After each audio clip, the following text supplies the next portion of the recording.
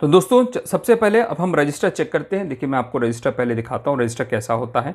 ये fusible register कहते हैं इसे। ये फ्यूज़ की तरह यूज़ होता है और ये बहुत सिंपल है। ये एक तरीके का वायर बाउंड रजिस्टर होता है। एक वायर होती है, इसको हम लपेट देते हैं, उसकी कुछ रेजिस्टेंस वैल्यू होती है ताकि वो करंट को एक लिमिट के आगे यहाँ पे पास होने नहीं देता है। अगर वो ज़्यादा आता है तो ये रजिस्टर आपका उड़ जाता है।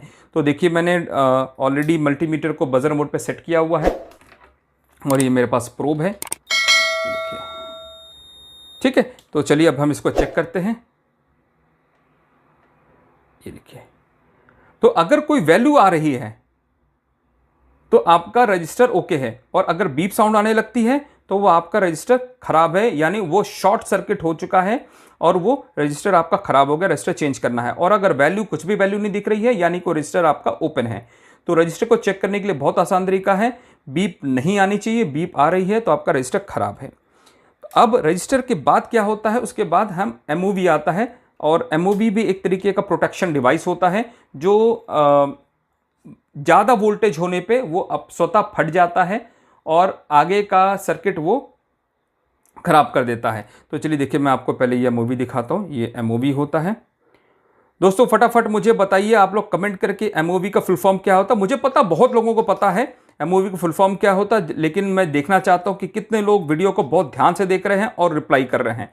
तो देखिए ये आपका एमओवी है। अब एमओवी को टेस्ट करने के लिए एक बात समझ लीजिए कि एमओवी जो होता है वो आपका वोल्टेज को आगे एक लिमिट के बाहर नहीं जाने देता है। तो अगर बीप साउंड आती है तो आपका एमओवी खराब है। तो यहाँ पे बीप साउंड नहीं आनी चाहिए, देखिए, और कोई भी वैल्यू नहीं आनी चाहिए। अगर वैल्यू आ रही है तो आपका एमओवी खराब है। यहाँ पे मैं दोनों ये किसकी कोई पोलैरिटी नहीं होती है, आप किधर से भी चेक कीजिए, कोई भी वैल्यू नहीं आनी चाहिए। दोस्तों मैं और आगे बढ़ने के पहले मैं आपको एक बहुत चीज़ क्लैरिटी समझा देना चाहता हूँ, बीप साउंड आती क्यों है। तो देखिए यहाँ पे क्या है, ये रेड से करंट निकलती है और ये ब्लैक को थ्रू होते हुए इस प्रोब से इस बजर के अंदर चली जाती है। तो जब सर्किट पूरा होता है तो वहाँ पे बजर बजता है। तो इसका मतलब है स्मॉल अमाउंट हम करंट इसमें हम हर एक कंपोनेंट में पास करते हैं। तो वहाँ पे अगर सर्किट पूरी हो जाती है तो वहाँ पे बजर बजने लगती है। तो अगर आप इन कंपोनेंट्स की आंतरिक संरचना अगर आपको अच्छी तरीके से पता है तो उसको टेस्ट करना और ड्राइवर को रिपेयर करना आपके बाएं हाथ का खेल है। चुटकियों में आप इस चीज़ को कर सकते हैं। तो दोस्तों अब देखिए ये अब आपके सामने ये आता है, इसको हम ड्रम कॉइल बोलते हैं। ड्रम कॉइल, इसको इंडक्टर कॉइल भी बोला जाता है। जनरली इसको इंडक्टर कॉइल ही बोलते हैं, हम इसको ड्रम कॉइल बोल देते हैं। ये सिंपली ये देखिए मैं आपको दिखाता हूँ, ये थोड़ा बड़ा साइज का ड्रम कॉइल है और ये आपका 12 वाट और 15 वाट के ड्राइवर्स में ये ड्रम कॉइल यूज़ होता है। तो ड्रम कॉइल सिंपली क्या होता है, एक वायर होता है जो एक सिरे से लपेटते हुए दूसरे सिरे पर चला जाता है। तो जब हम ड्रम कॉइल को चेक करेंगे तो क्या आना चाहिए, साउंड आना चाहिए या नहीं आना चाहिए, फटाफट कमेंट करके मुझे तुरंत बताइए कि अगर ड्रम कॉइल ठीक है या ख़राब है, कैसे पता लगाएं। तो देखिए चलिए मैं आपको यहाँ पे चेक करता हूँ। अगर ड्रम कॉइल ठीक होता है तो बीप साउंड आनी चाहिए। क्यों? क्योंकि करंट यहां से निकल के दूसरे साइड चली आ रही है। वो सिंपल एक वायर होता है जो हमने यहां पे लपेट दिया है, लेकिन यहां पे कोई भी साउंड नहीं आ रही, यानी कि ये ड्रम कॉइल खराब है। तो चलिए मैं आपको एक अच्छा ड्रम कॉइल टेस्ट करके दिखाता हूं। ये देखिए, अभी आप देखेंगे ये ड्रम कॉइल जो है, ये देखिए मैं आपको दिखा रहा हूं। ये देखिए, आई होप ये अभी क्लियर हो गया, ठीक है।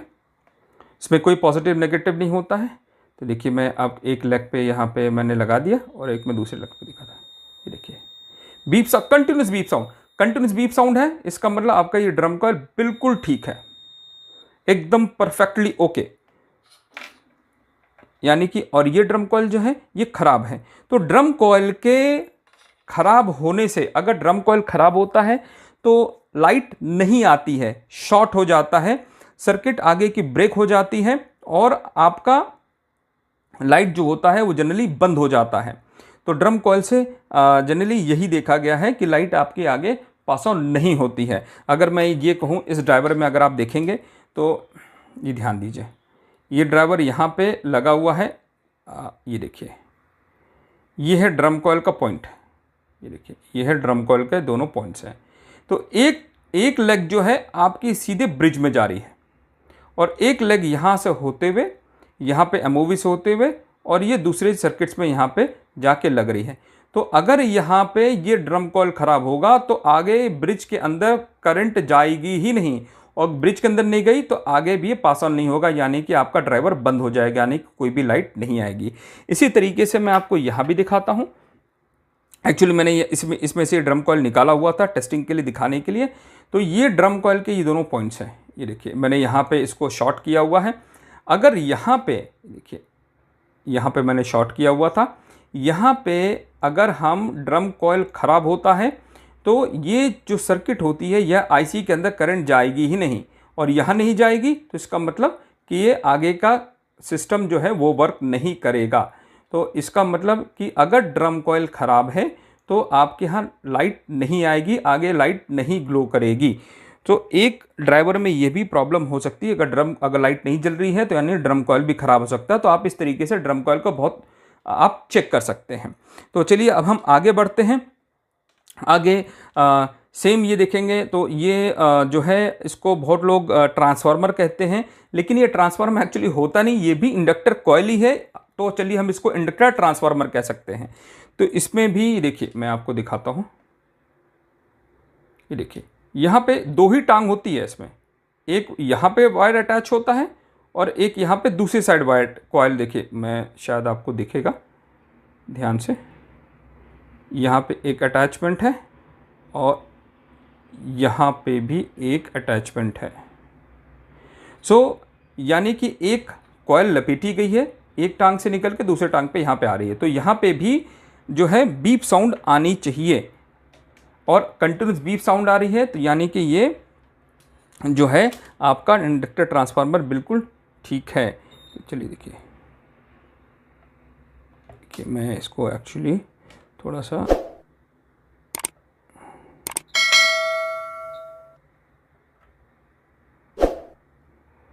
यहाँ पे मैं इसको थोड़ा सा होल्ड कर लेता हूँ और फिर मैं यहाँ पे देखिए बीप साउंड है, तो यानी कि ये ट्रांसफार्मर बिल्कुल सही है। सो दोस्तों अब आगे बढ़ते हुए अब हम देखते हैं दूसरे क्या कंपोनेंट्स हैं। यहाँ पे अब आप देखेंगे पीएफ कैपेसिटर है और ये आगे एक इलेक्ट्रोलाइटिक कैपेसिटर लगा हुआ है। तो अब इलेक्ट्रोलाइटिक कैपेसिटर कैसे वर्क करता है, पीएफ कैपेसिटर कैसे वर्क करता है, ये मैं आपको अभी जस्ट बताने जा रहा हूँ। लेकिन ये आगे बताने से पहले मैं आप सभी से रिक्वेस्ट करूँगा, मुझे फटाफट बताइए, अगर आपके ड्राइवर के अंदर ये कैपेसिटर ख़राब है, इलेक्ट्रोलाइटिक कैपेसिटर ख़राब है, तो आपकी लाइट पे क्या असर पड़ने वाला है, देखता हूँ कितने लोगों को पता है, और फटाफट मुझे कमेंट बॉक्स में तुरंत बताइए। और दोस्तों ये होता है पीएफ कैपेसिटर। देखिए ये बड़ा कैपेसिटर है, ये जनरली लगता है आपके आरसी ड्राइवर्स में लगता है। ये 1.5K का है, 400 वोल्ट का है, और ये बहुत ही अच्छी क्वालिटी का डेकी का है, देसाई इलेक्ट्रॉनिक्स का है ये। और जो आप नॉर्मल एचपीएफ ड्राइवर में देखते हैं वो ये कैपेसिटर्स लगते हैं, ये छोटे कैपेसिटर्स लगते हैं, इसका साइज छोटा होता है।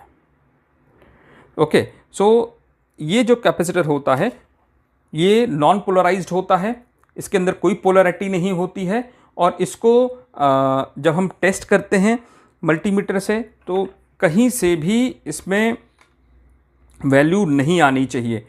देखिए मैं यहाँ पे 1 आनी चाहिए, किधर से भी आप टेस्ट कीजिए कोई वैल्यू नहीं आनी चाहिए। अगर वैल्यू आ रही है तो आपका पीएफ कैपेसिटर ख़राब है, और पीएफ कैपेसिटर ख़राब होने से लो लाइट की प्रॉब्लम होती है और कभी कभी लाइट्स भी नहीं आती है। तो पीएफ कैपेसिटर ख़राब होने से ये दिक्कत बहुत आपको दिखेगी। तो पीएफ कैपेसिटर चेक करना बहुत आसान होता है, सिंपल समझ लीजिए। देखिए मैंने यहाँ पे ऑलरेडी लिखा हुआ है कि यहाँ पे कोई भी वैल्यू नहीं आनी चाहिए, अगर कोई वैल्यू आती है तो आपका पीएफ कैपेसिटर ख़राब है।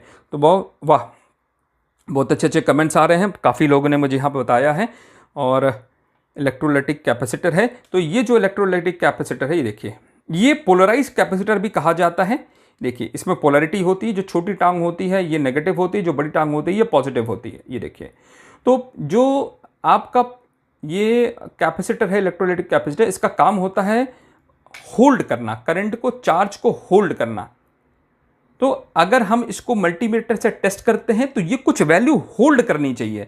तो अगर ये वैल्यू होल्ड कर रही है तो कैपेसिटर ठीक है, और अगर वैल्यू होल्ड नहीं कर रही है तो वो कैपेसिटर खराब है। चलिए मैं आपको यहाँ पे ये एक कैपेसिटर चेक करके दिखाता हूँ। मैंने एक सर्किट से निकाला हुआ है कैपेसिटर, ये देखिए, और इसकी क्या वैल्यू है ये देखिए।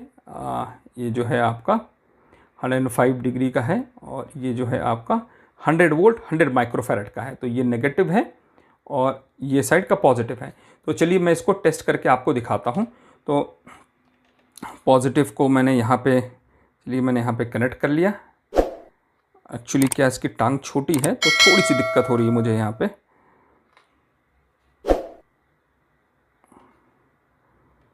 मैं फिर भी कोशिश करता हूँ।